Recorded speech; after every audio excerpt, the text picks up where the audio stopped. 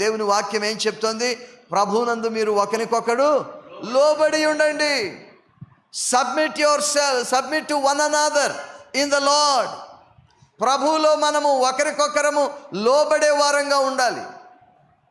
మనము అధికారులకు లోబడాలి. దేవుడు మన మీద ఉంచిన ఆత్మీయ నాయకత్వానికి లోబడాలి. యేసయ్య కంటే అధికారం కలిగిన వారు ఎవరున్నారు? కానీ ఆయన కూడా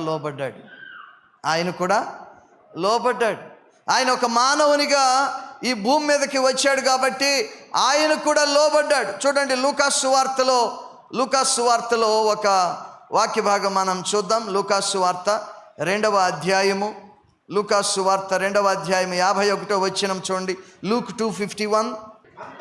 అంతటా ఆయన వారితో కూడా బయలుదేరి నజరేతునకు వచ్చి వారికి లోబడి ఉండెను. ఎవరికి లోబడ్డాడు చెప్పండి?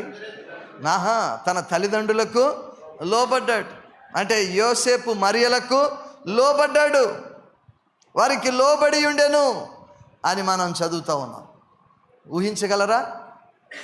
సర్వలోక సృష్టికర్త, ఎవని మూలముగా సమస్తము కలిగిందో, ఎవరు లేకుండా ఏది కలగలేదో ఆ సర్వ సృష్టికర్త తన మరి భూమి మీద తల్లిదండ్రులు అనబడిన వారికి ఆయన లోబడ్డాడు.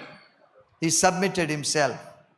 ఓకే, ఆయన తండ్రికి లోబడి ఈ లోకానికి వచ్చాడు కదా. ఆ పరలోకాన్ని విడిచిపెట్టి ఆయన ఈ లోకానికి తన తండ్రికి లోబడి వచ్చాడు. అందుకని ఆయన ఏమన్నాడు? దేవాన్ని చిత్తము చేయుట నాకు సంతోషం అని చెప్పి ఆయన తాను లోబరుచుకుని ఈ లోకానికి వచ్చాడు. He submitted himself to the will of the father and he came down in to this world. ఆయన లోబడ్డాడు.